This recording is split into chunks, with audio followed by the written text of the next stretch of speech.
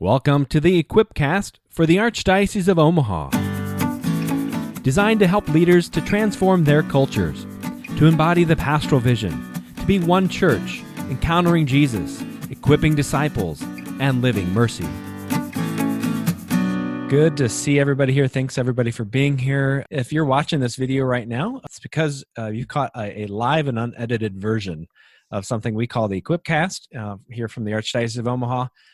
So today is May 8th, and I think this is EquipCast number 13. I'm Father Jeff Lorig, and I'm joined by my co-host, Jim Jansen, the Director of Evangelization and Catechesis. If you're on live with us today, we want to encourage you to use the chat room as much as possible. Ask questions, make comments, meet some new people. If there's somebody in there you haven't seen in a while, you say, hey, Rachel, hey, Colleen, whatever you want to do. So we love it when you ask a question. It's not just fun to kind of be part of this community, but it also helps shape the conversation that Jim and I are having and we're really just having with you as well. So you're part of the conversation. We'd also love it if you want, you can just say which parish you're from. Let us know where you're from, what parish. I know Jen Moser's on there, but she is not dialing in from Omaha today. I think she's out at St. Teresa's in Clearwater. So, so we got St. Columkill. I'm going to see a few other names pop in here. St. Columkill and St. Mary's Bellevue. Wonderful. Bonaventure and Columbus. Pius X. Omaha. St. Vincent de Paul. Wow. This is, I think, the fulfillment of the Archbishop's dream and plan of a vision of a one church, just all kind of gathering here. It's been one of the graces of this whole pandemic, as we've used technology to kind of gather ourselves into one hub. And so it's been nice. We got Stephen the Martyr and St. Wenceslaus. So again, thanks everybody for being here. If you want, again, use the chat room as much as you want, ask questions. It does shape our conversation. There's Our Lady Guadalupe, Mariana Flores Chavez, from just down the hall here. So if ever in the future you're not able to join us live, you can always subscribe to the podcast. This is a real official podcast now. You can just search EquipCast. It's just one word, EquipCast, on your preferred podcasting platform. If you want to get a little crazy, you can leave us a comment and give us a shout out. That'd be fine. You don't have to. But if you find this stuff helpful and you think, oh, I wish more people would discover this, then go ahead and leave a comment for us on your preferred podcasting platform. So you will never miss an update of what's going on here with the pastoral services of the Archdiocese of Omaha if you subscribe to the podcast, but also you can subscribe to our blog, which is at equip.archomaha.org.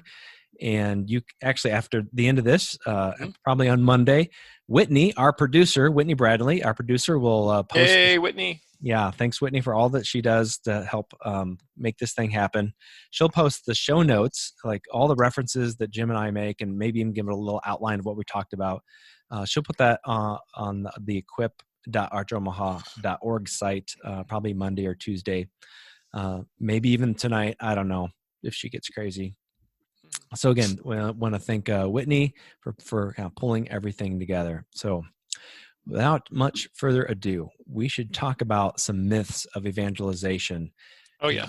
Yeah. So it's, first of all, it is a sort of a buzzword, evangelization. It's the new word. Totally. Yep. And if you're, it's sort of new for us in the Catholic Church. I remember talking to somebody trying to explain the new evangelization, and they had trouble pronouncing it, let alone knowing what evangelization, because it feels like it's like all these other things, and maybe we have some misconceptions of it. So I always say, like, most Catholics who are kind of baby boomers or maybe even Gen Xers or ahead of that, we have a certain idea of what evangelization is, and we don't like it.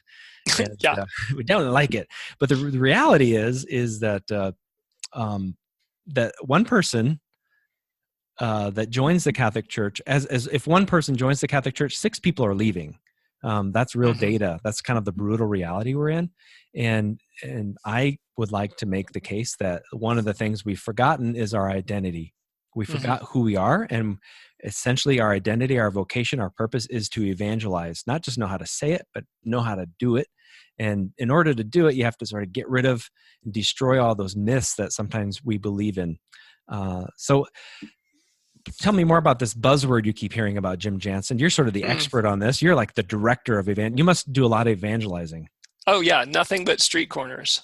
It actually is kind of funny. People are like, "Oh wow, so do you stand on street corners and like evangelize people?" I'm like, "Well, yes, but only because I'm an extrovert and not necessarily because it's on my business card." Literally, people here in the office have asked you if that's what you do. Yes, yeah. As a matter of fact, and I mean, yes, I will. I'm an extrovert. I'll talk to anybody at any time about anything. But Father, I mean, I loved your intro there. Like, I remember, my days as a college missionary, when I was first, telling people that I was going out and I was going to evangelize, I mean, eyebrows would go up, and it's like, are you sure? Okay, does the bishop know? Is this all right? And I mean, there was just this. It was not a part of Catholic culture, and praise God for, I think, the shift that has taken place in the last, 5-10 years, where now it's kind of a cool word to say as a Catholic. The problem is we don't always mean the same thing. So I thought it'd be really helpful if we kind of talked about, like, okay, what do we mean by evangelization? And maybe just like go through, like, there's some myths to what evangelization is. And I think we can kind of get to the heart of it if we can explode those. So let's take a crack here. So myth number 1, it's all evangelization. And what I mean by that is, like, everything we do, everything our parish does, the craft fair, yeah, that's evangelization.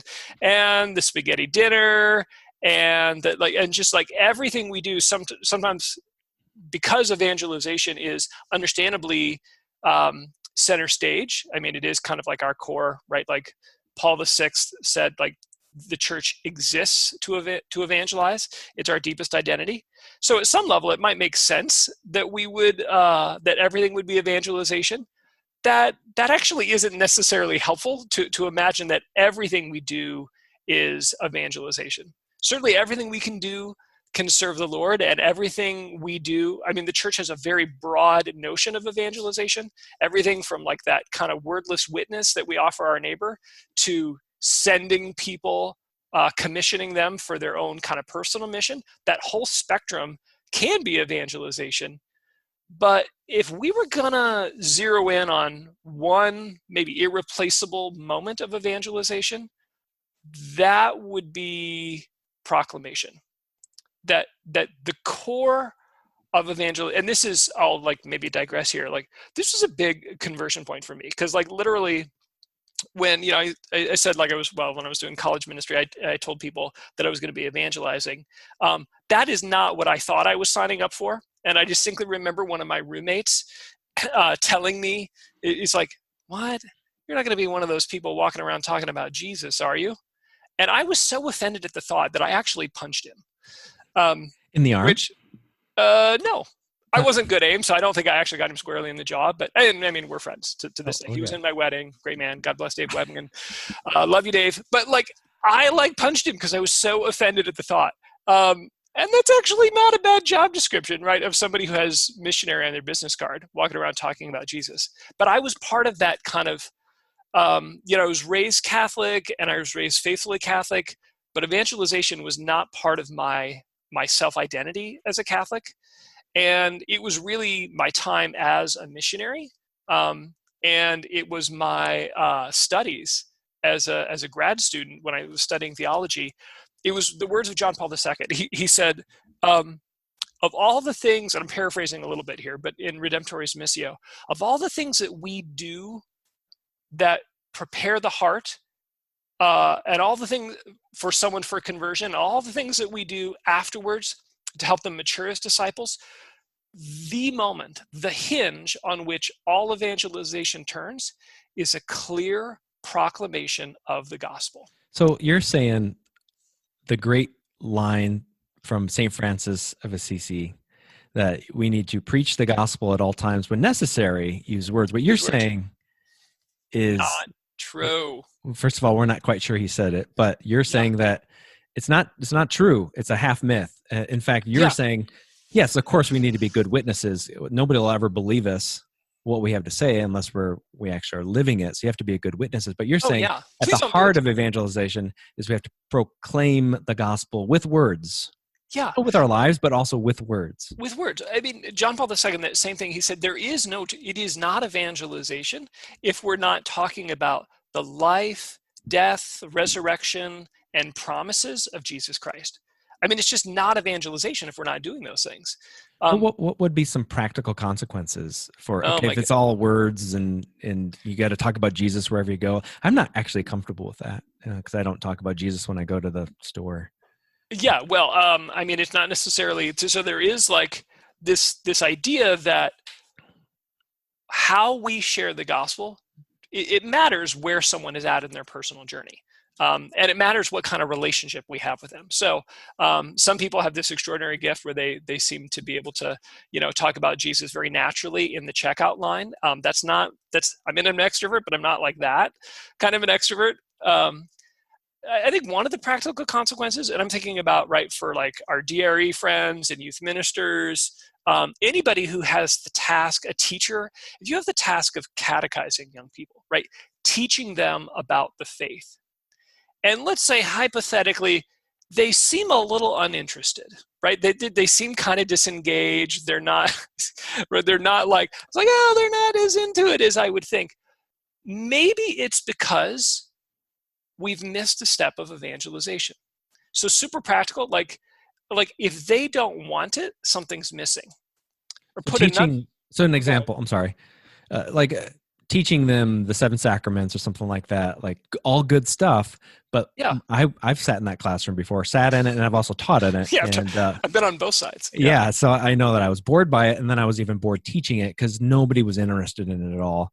I was trying to feed them something they were not hungry for because I was teaching them about something that wasn't really relevant. Something hadn't happened yet. And this has been a huge frustration for me, quite honestly. This was a huge. So like, I mean, I think some of you, some folks have heard this story, but my lovely wife grew up in Texas, and she did competitive jump roping as her sport, which I didn't even know competitive jump roping was a thing. And I certainly didn't have any interest in it whatsoever until I met her. But when I met her and I fell in love, suddenly I was very interested in competitive jump roping. And I think that's kind of like all of the, well, I mean, okay, I was kind of interested in competitive jump roping, but I was really interested in her, and that actually helped make competitive jump roping interesting, right, by association. And that's kind of like even the most mundane things about our faith take on like they're attractive and they're powerful when they're an overflow of a relationship that we found with the Lord. And oftentimes we're trying to offer people information about someone that they either haven't met or don't know well enough to care yet. So at the heart of the gospel, so if evangelization is really about proclaiming the gospel, that's 4 books. That's right. Yeah, that's a lot of words. Yeah. So what do you mean by sharing the gospel? The gospel. Well, so there's kind of a geeky word that sometimes, right, like church insiders throw around called kerygma. It's just Greek for preaching, but what it came to kind of represent was that core message that the apostles preached. Like when they went out and they shared the good news with someone, when they shared, right, when they preached, what did they say? And there isn't one formula. If you look through the Gospels, if you look through church documents, there isn't one formula. But as you start to like sift out the scriptures, there are some major themes that show up every single time someone stands up, a saint or a biblical figure, to share the gospel. And there's a number of models that people use. I like something called the 4 R's. It kind of hits on all the major themes. So R number 1, so like pirate R, R number 1 is relationship. God made us for relationship. And our greatest joy and happiness in life is to be in relationship with Him and each other. R number 2 is ruin. Sin has ruined our relationship with God and each other. And if we don't find a solution, it can keep us isolated for all eternity. Third R, restore. Jesus restores our relationship with the Father and with each other. And then finally, respond. This gift that is offered to us in Jesus, everybody has to respond to that. Everybody has to decide, what am I going to do with this proposal that the God of the universe gives to me? I'm still not motivated to evangelize, Jim. I feel like you're catechizing me about evangelization. I am. Well, You're, tell me about it. How do you share the faith? Because I know as a pastor and as a teacher, you love to share the gospel, and I I hide think it's behind the something you pulpit. very naturally, very naturally. How do you do it? We were talking about this earlier. Share a little bit about like how you share the good news with people. Certainly, there are moments when I'm teaching about the Lord and the gospel and what the faith teaches. But when I'm talking about the Lord, when I testify or give some testimony, it really has to do with my own experience of Him. So you know what the Yeah. early apostles, how would they share it? It would be, He is risen indeed, right? That's what they said. And they just they weren't just like, they knew it. They said it with enthusiasm and positivity. It's like they believed it. Like they saw it, like they knew Him when He was dead, and then they saw Him when He was alive. He is alive. He is risen indeed. He is alive, right? So it was just this experience of their own relationship, their own encounter with Jesus being alive. And so when I share my faith, and it's not like I sit in this, I wake up in the morning, how am I going to do the 4 hours? Relationship ruin. How am I going to me, it's more just like, here's what He's done for me. And I relive that every morning in prayer. And so if I can answer the question, how's the Lord been loving me today? And if I can, do I have an answer for that? First of all, that's all evangelization is sharing. If ever there's an opening, there's an opportunity to say, because you just actually gave me an opening. Well, what has the Lord been doing for me lately? So in prayer this morning, I just had a real sense of His desire for me to have filial confidence. So that it's just a phrase from Padre Pio, but for me, what does it mean? That I am a son and I have a Father who cares deeply for me, and all the worries, all the things I'm trying to accomplish, and this is His Father just sweeps me up in His arms and is taking care of all the things I have to accomplish. That's what my relationship with God has been like recently. This morning. And I would hope when I say that, so I don't have any natural ability to woo people or, share my enthusiasm. Like some people have some of those natural gifts. I don't. That's just raw. Like, this is what it's been like to be in the Father's gaze, just being a child, to be a son, and knowing He's taking care of me of all the stuff I'm worried about and things I got to manage. And so that's kind of how I do it. Is I begin. If somebody asks, I start almost like contemplating the heart of the Father as I'm speaking. And so if you've heard me talk some days, you have, and you always make fun of me. So I'll talk about my, Not always. The heart of Jesus or the heart of the Father that's pouring Himself out undeservedly to me. I often will get choked up, and you'll say, "Oh, it's better when you cry, Father. It's so much more effective." And like, I can't help it because it's real to me. And you know what? I mean, you can make fun of me back, but sometimes I start weeping with you because, like, when I heard somebody, Father Paul Hazing, Archdiocese of Omaha, Kenrick Seminary, talked about this experience where he saw this Italian kind of like cheese expert talking about like fine Parmesan. And like, as he was talking about this like fine Parmesan and describing it, you could almost start to taste it and experience it as he did. And I think that's what happens to me when you share about what God is doing in your life. And I think that's the heart of every good testimony, or when somebody's talking about what the Lord has done in their life, saying the name of Jesus. I mean, it's a prayer, and it begins to make Him present, and people get to experience what we have experienced. And that's the heart of it, right? We've had this encounter, and we can't we can't not share it. That's the best part of the Gospels. Every time, not every time, but most of the time when Jesus heals somebody, at least early on in his ministry, he's like, shh, okay, like don't tell anybody. And it never works. They can't keep themselves from telling people about it because they've had such a powerful experience.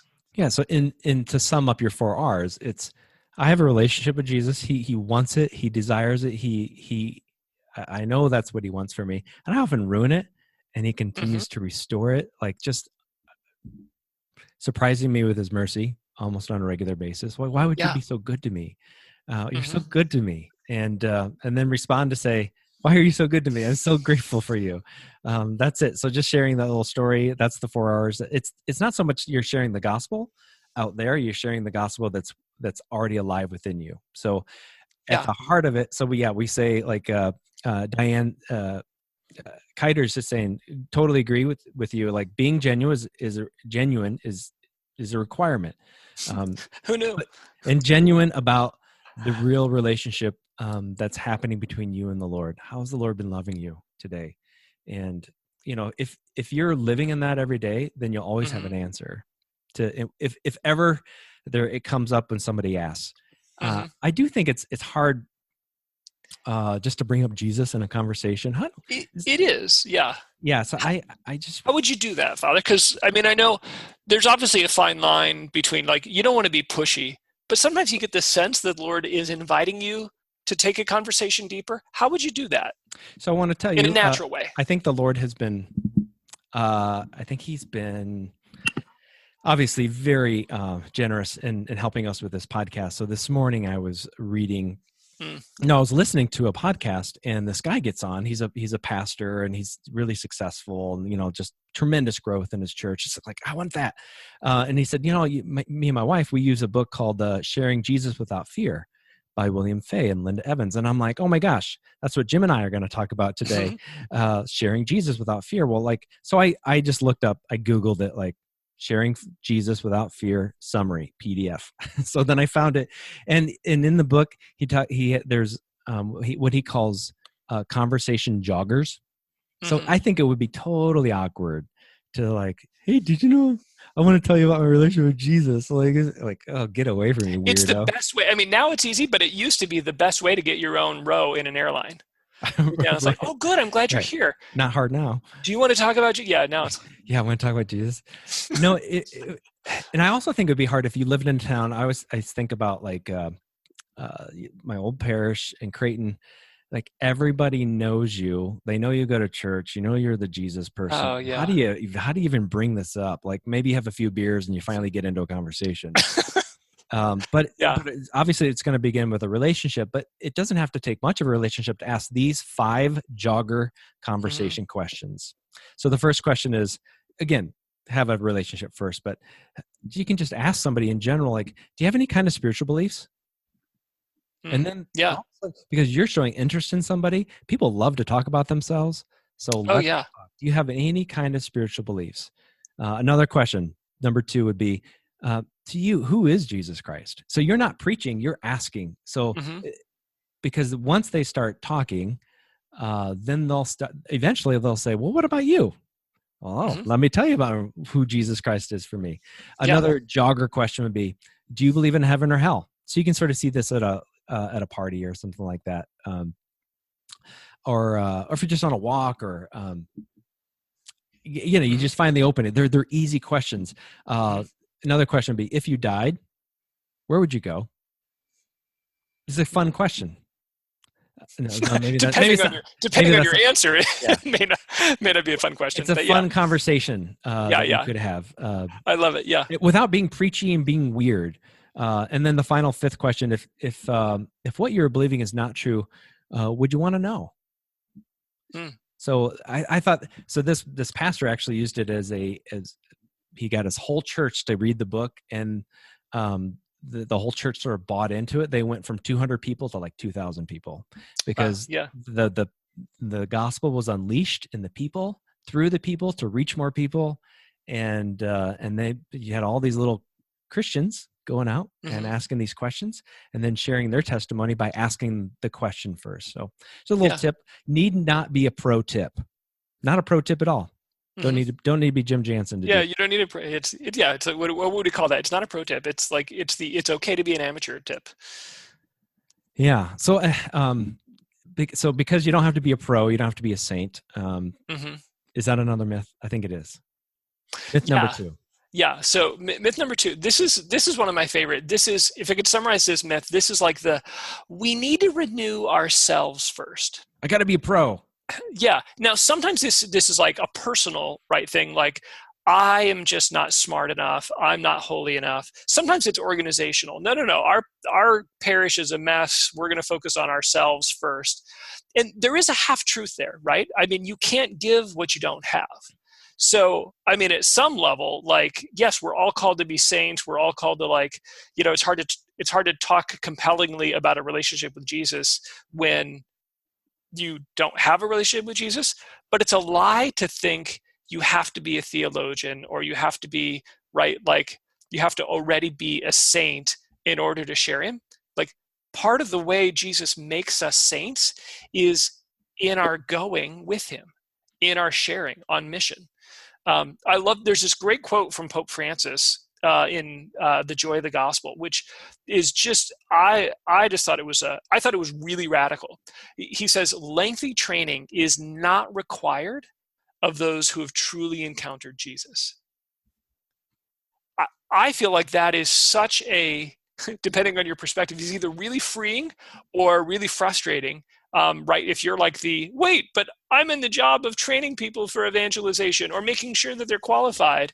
But I think ultimately it's freeing because like, again, you watch the Gospels, all these people who've encountered the Lord, there's no lengthy training. In fact, Jesus is doing everything he can to try and keep them quiet, and he can't do it because they've had this life-changing encounter.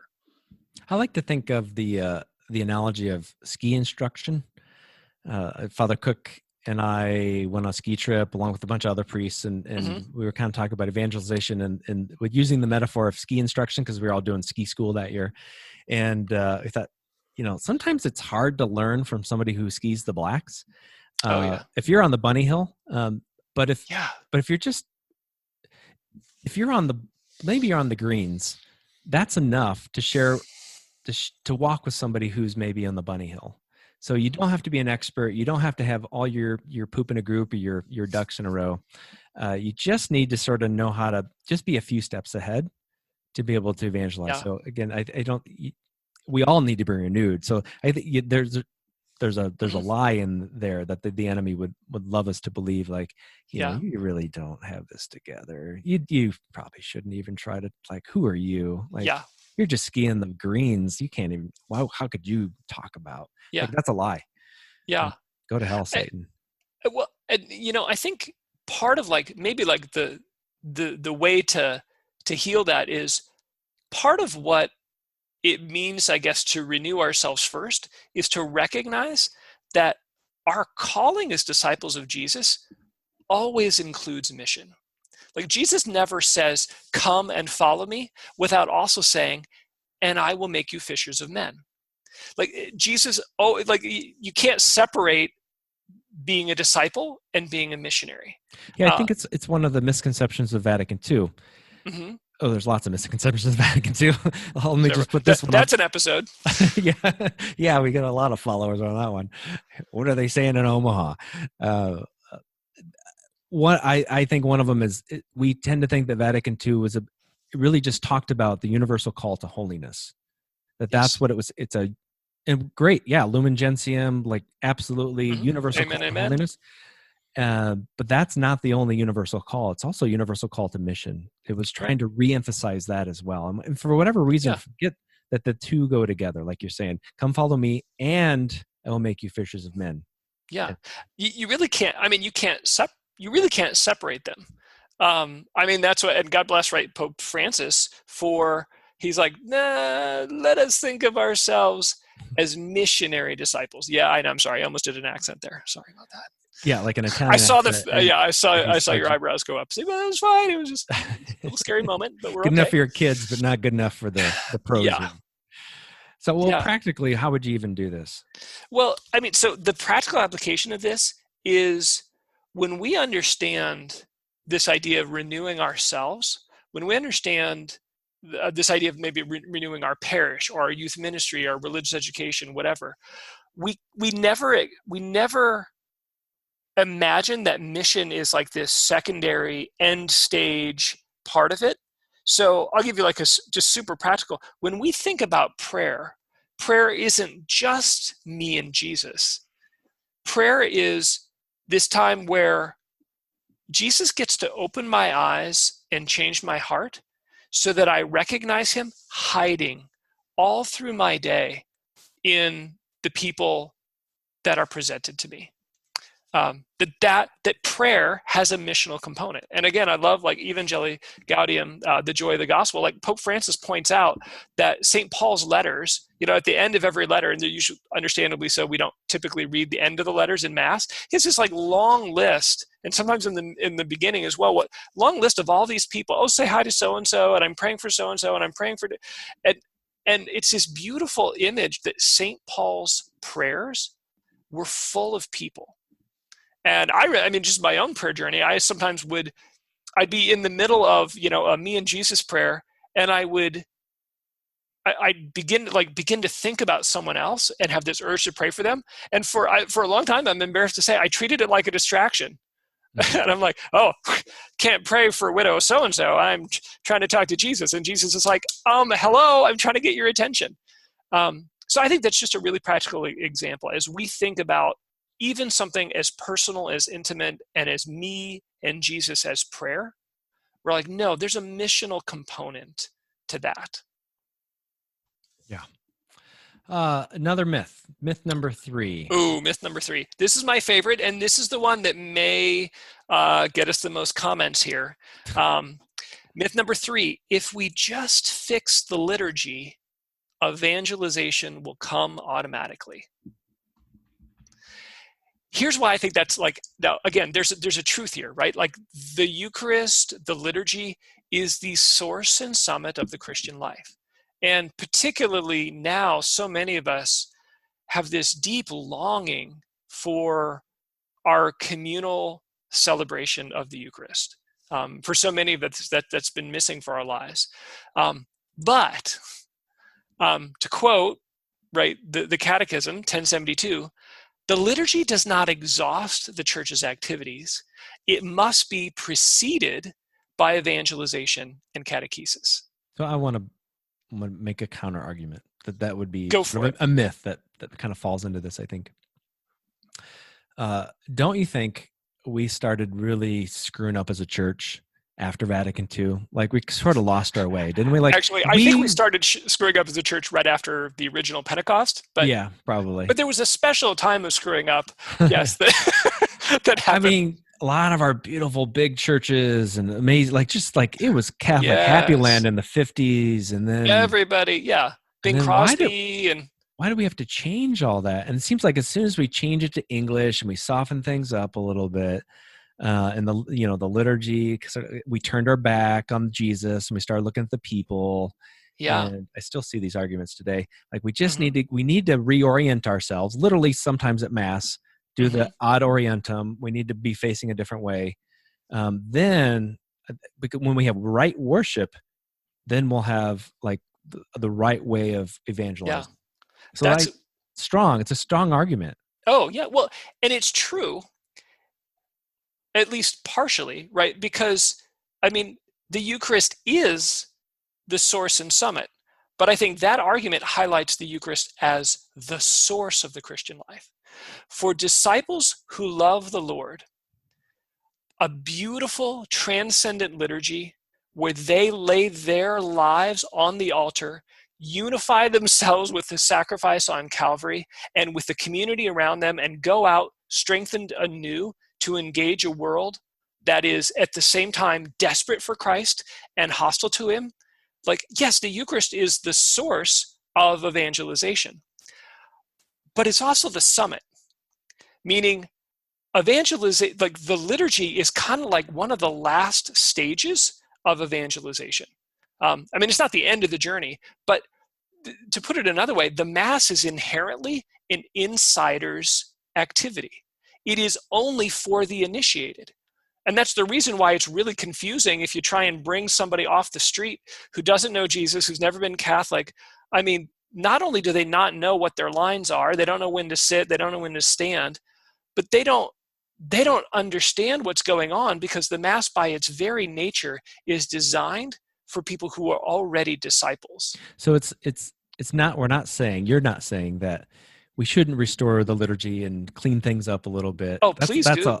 That's a whole different EquipCast, maybe with the worship office and Father Hastings. I'm sure they have an opinion or two.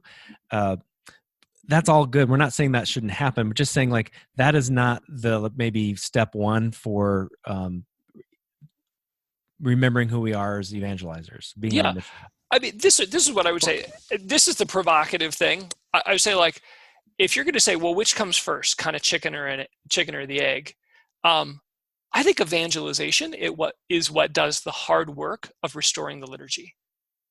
People who are madly in love with Jesus Christ, it just feels different. I mean, for one, regardless of like the quality of their voices, like they sing because there's a song in their heart, right? Like they're like the reverence and all the things that we desire, and those elements that are like kind of like the core essentials to a beautiful communal experience of the Eucharist.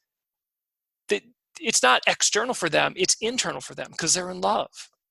And so if I were a pastor, I would of course want somewhat of an attractional service. I wouldn't want to like, toss out the Mass, but I certainly, because even though the Mass is innately inhospitable, it is for the insiders. It is not, right. It's for the initiated.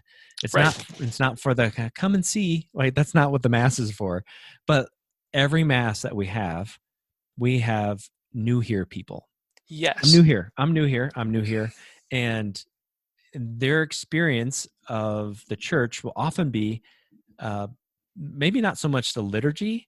Like it could be like if it's transcendent and beautiful and there's a great message, but also just the way they're treated and how they felt going through it. So it's not to say that you shouldn't help restore the liturgy, help restore the environment that maybe a stranger might experience, but I wouldn't put all my cards on it. Yeah, well, and you can't do it with that. You can't really restore the liturgy without attending to evangelization. I mean, again, I think about there's so many stories here, but I empathize with those who struggle with this, because we live in really disorienting times.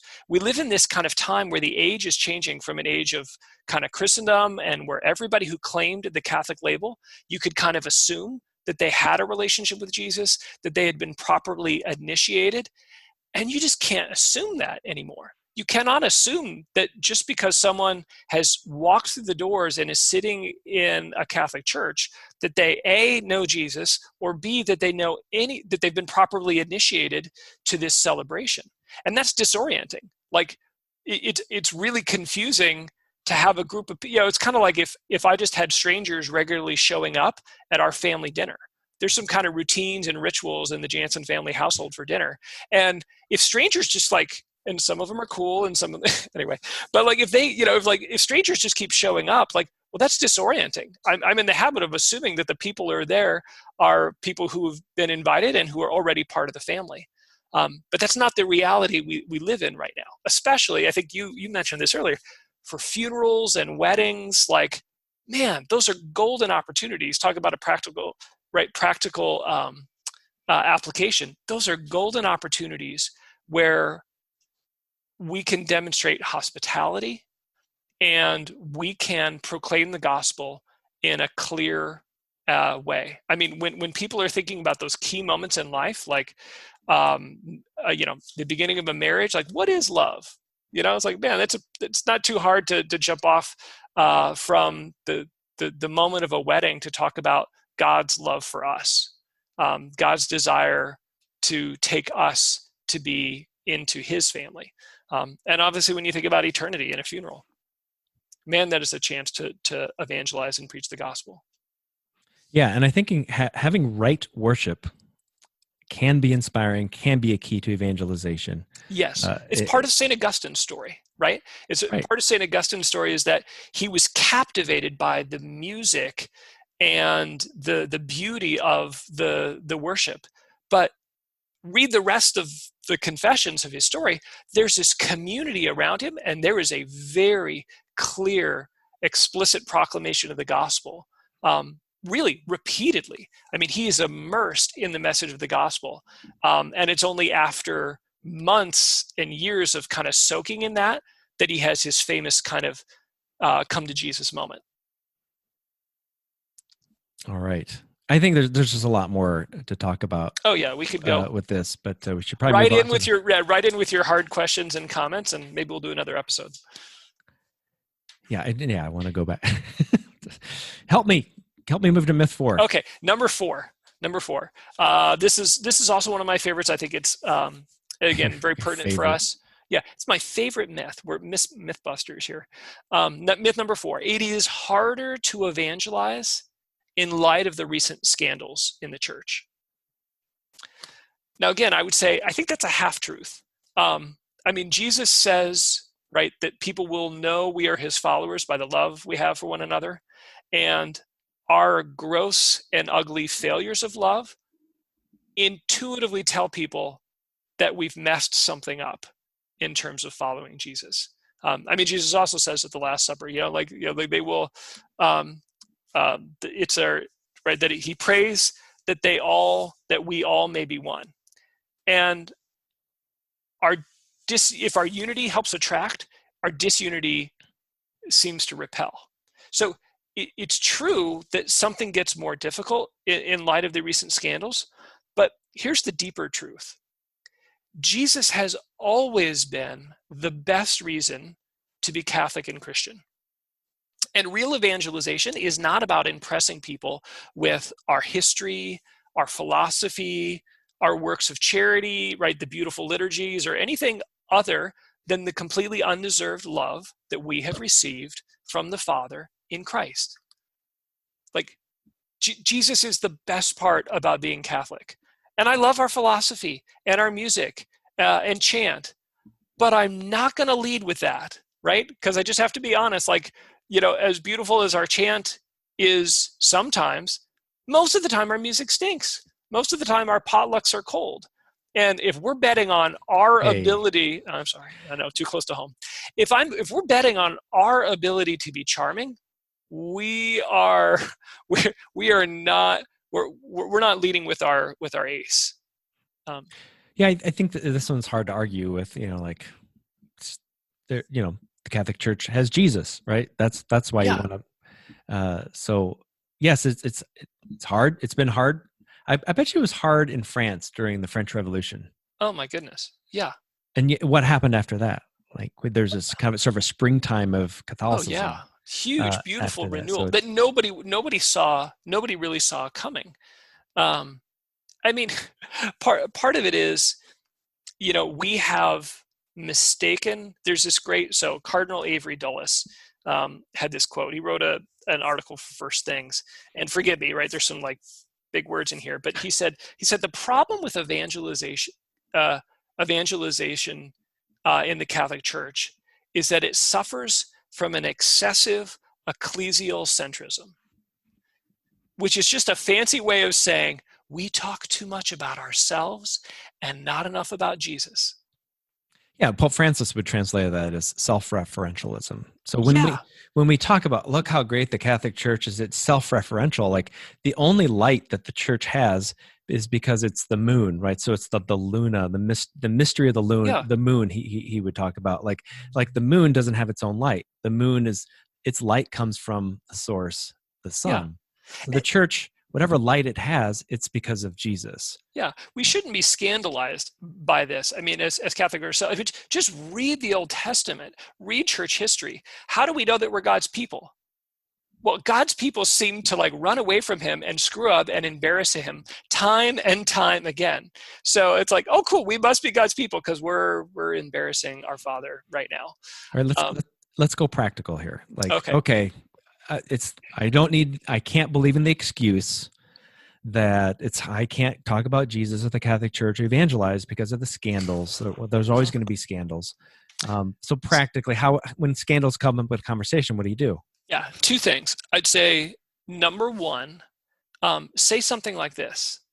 All those things, those recent scandals, like those break my heart, but it hasn't shaken my faith, because my faith was never in our faithfulness as God's people, but in His faithfulness to us. Or, again, I'm a dad, six kids. You can think of it this way, right? Like childbirth. The head is supposed to come first, and Jesus is the head, and the church is the body. If things happen the other way, if the body comes first, like bad things happen, right? Breech birth, not good. If Jesus opens the heart first, the church comes really quickly and really easily. And all the weird idiosyncrasies about God's children, they actually become kind of charming and endearing, because when you fall in love with the Lord, you can start to see, even if imperfectly, you can start to see his characteristics in His people. Encounter Jesus. That's part of our pastoral vision, which is encountering Jesus. Right. That's why it's first. And we do talk about one church, but I mean, big debates when we were putting that together 5 years ago. We want to make sure that encounter Jesus is at the forefront of everything that we do for our vision, because everything will flow from that. Yeah, it really does. It's when we put the obligations and traditions and rules of the church ahead of Jesus, it's like literally putting the cart before the horse. Jesus is the engine that is supposed to pull the rest of the train. I think you're going to get some emails from all the breech babies. Yeah, that's good. I'm glad you made it. Way to go. Okay, so myth number 5. Father, this is your favorite. Do you want to start us off on myth number 5? Myth number 5 is, I just need a program to evangelize. I just need that panacea, that perfect program. I just need that thing that's there, and then I'm doing my evangelizing, and then that's all I have to worry about. So programs are good, but they're not going to save the day. So it's a half truth that you kind of you see the pattern coming along here that Jim put together. So all these myths, they're partly true, but they're only half true. So praise God, right? What? But yeah, well, let me challenge you. Like, what about all those people who would say, "What are you talking about? Like, this retreat changed my life. Like, this program changed my life. Like, that's how I encountered Jesus." What would you say to that? I'm pretty sure you encountered Jesus, right? There's a lot of different programs out there where people are encountering Jesus. So these are, I'm not against programs, right? I want programs to be a part of it, but if I put, you still have to get people to go to the programs. And at the end of the day, like, Jesus is the program. I remember we went to that convocation in Florida, and there's one of the speakers was just talking about evangelization. It was a convocation on the new evangelization that the bishops put on, and I just remember Jesse Carey from Pro Sanctity, the Apostolic Oblates. She said, of all the programs, that Jesus is the program. We sort of fall in love with these methods and forget that we're supposed to be falling in love with Jesus. So if programs help, great. But Jesus is the program, an encounter with the living God. That's at the heart of any evangelization program. So programs are just tools, but without missionary disciples running it, or not so much running the, like, again, it's not about running programs. It's about being missionary disciples, and you use the tools that kind of help you to do that. Yeah. But don't get married to the tool. Be married to the mission. Be the missionary disciple. Yeah, I think really practically, right, for those who are, again, you're thinking about, like, gosh, how do I evangelize my neighborhood or my kids, or what do we do, in our parish? Like, at a real practical level, don't start by looking for programs, right? Books or curriculums or DVDs. It's not that those don't matter, but start by looking for missionary disciples. Start by looking for people who love Jesus, and then give them the tool, right, that fits their need. But the best tool in the hands of someone who doesn't know how to use it doesn't build anything. I mean, some of you have heard my personal story. My dad was a carpenter, and man, he was awesome with his tools, but he could still build something if you gave him, some duct tape and baling wire and a little bit of plywood. You could give me the tools all day long, and I wouldn't build anything because I didn't have the desire, and I didn't have the skills. It's not the tools. It's the I mean, thank you, Jesus, right? It's the carpenters. It's the missionary disciples. And I think at the parish, find the tool that could work. Find the people that help do it. But I often think that if you just have a program sort of on the side, you're kind of missing the point. Like Mm-hmm. So besides the fact that Jesus is the program, I like to say that the parish is the program. Yeah.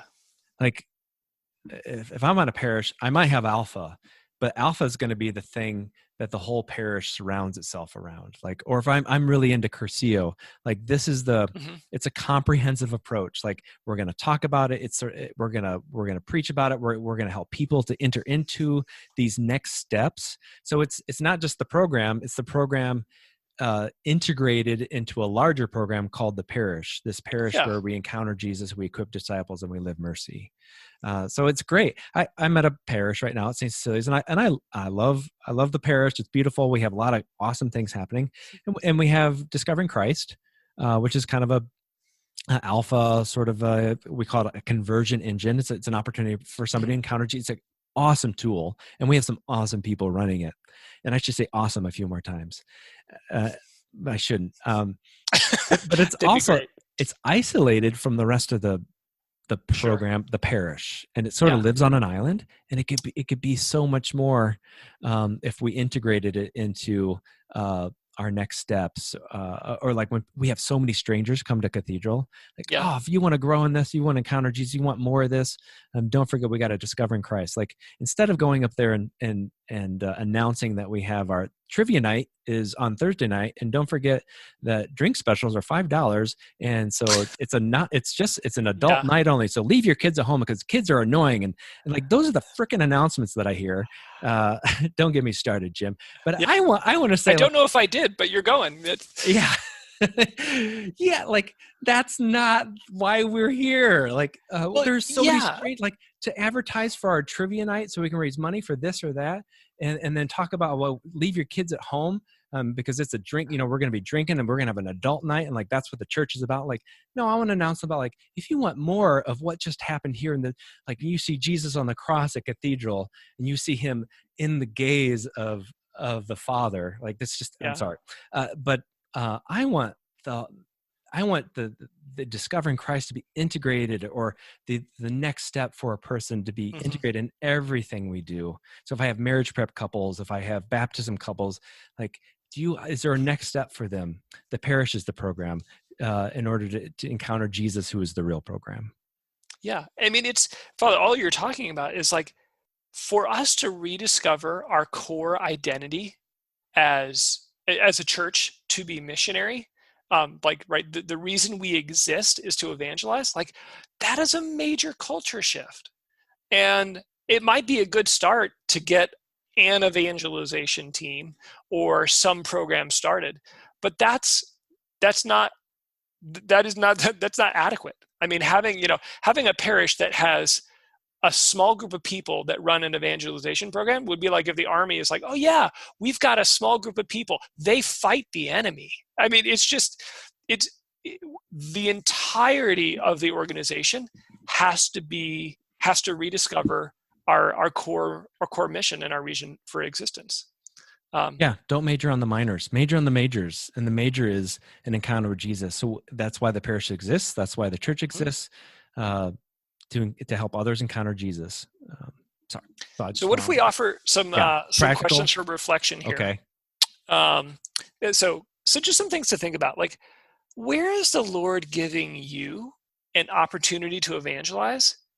in your your current rhythm of life, whether that's as a mom or someone who works for the church or someone who works in a secular profession. Like, where is the Lord giving you an opportunity to just share that story of how the Lord has come and found you? And then another question for reflection is like, what myth seems to be most kind of pervasive in your life? Are you like, oh, I'm just not ready, or I got to have a tool, I got to have a program, right? Or I can't talk to people. I mean, not after, just the scandals. I mean, what are the things that are holding you up in your evangelization? And I might offer this as maybe an encouragement, kind of a closing thought of sorts.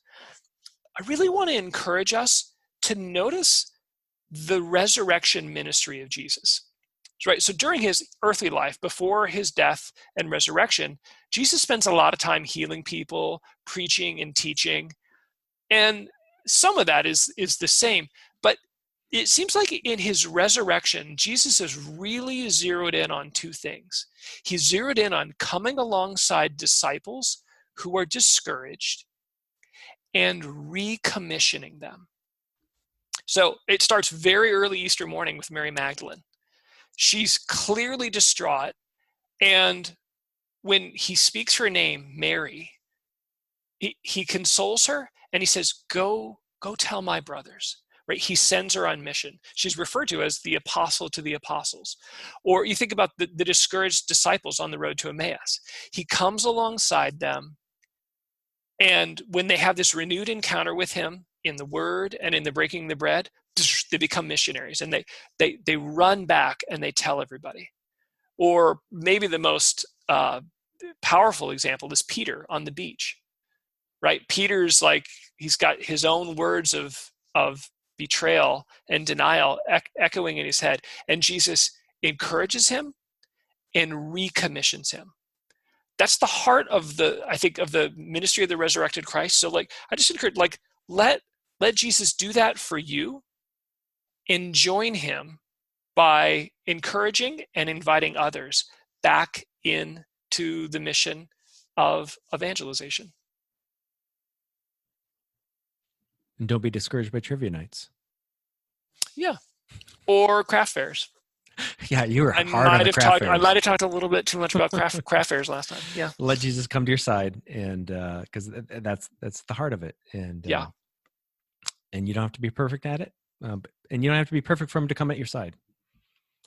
No, in fact, he's a sucker when we're just honest for, I'm broken. He's a sucker for sinners. Yeah. Can't resist us. We should end on that note. Thank you, Jim. Thanks, everybody. Thanks, Father. Yeah.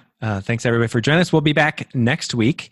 Same time, not the same URL. So go to equip.archoma.org and you'll find the new registration link for the next topic, which Whitney and I came up with without your permission, Jim. Oh, that's all right. Yeah, it is going to be on church money. There's nice. an article in the Catholic News Agency this week that said the church is broke. Yeah, not just broken, but broke. J.D. Flynn's article. Yeah, and he's a good friend. I read the article.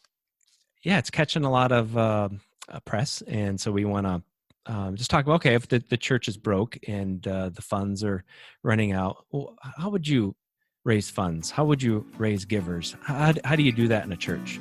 That's awesome. So we look forward to talking about that next week. Church money. Church money. Yep. All right. God bless everybody. We'll see you next week. Thanks, guys.